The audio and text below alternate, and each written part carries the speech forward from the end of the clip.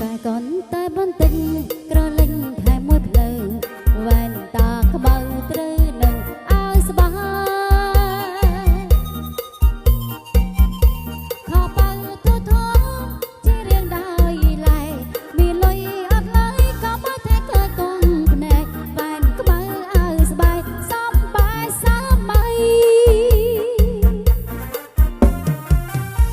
កាយកូនតែបន្តិចក្រលេងថែមួយភ្លើរូបចាស់ទៅបើបន្តិចវាតអី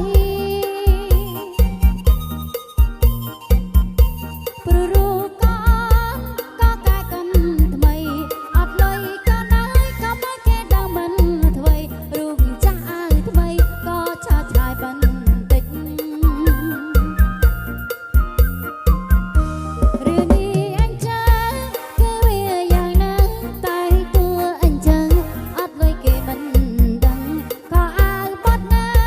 មានលុយប៉ុណ្ណារឿងរៀងអញ្ចឹងតើធ្វើខ្លួនយ៉ាងហ្នឹងរឿងនេះអញ្ចឹងគឺវាយ៉ាងណាតែតួអញ្ចឹងអត់លុយគេមិនដឹងក៏អាវបាត់ណាមានលុយប៉ុណ្ណារឿងរៀងអញ្ចឹងតើធ្វើខ្លួនយ៉ាងហ្នឹង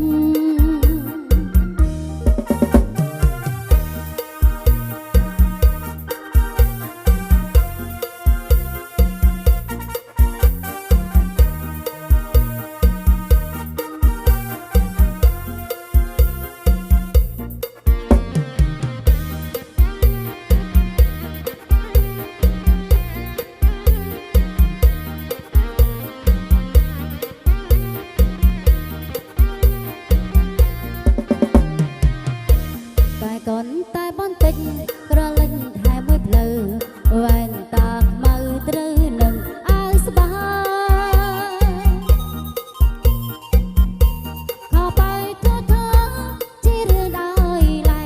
មានលុយអត់ឡើយក៏មកតែឃើញតងភ្នែកវ៉ែនខ្មៅឲ្យស្បែកសំបែបសម័យតែកូនតែបន្តិចក្រលេងថែមួយភ្លើរូបចាស់ទៅបើបន្តិចវាតអី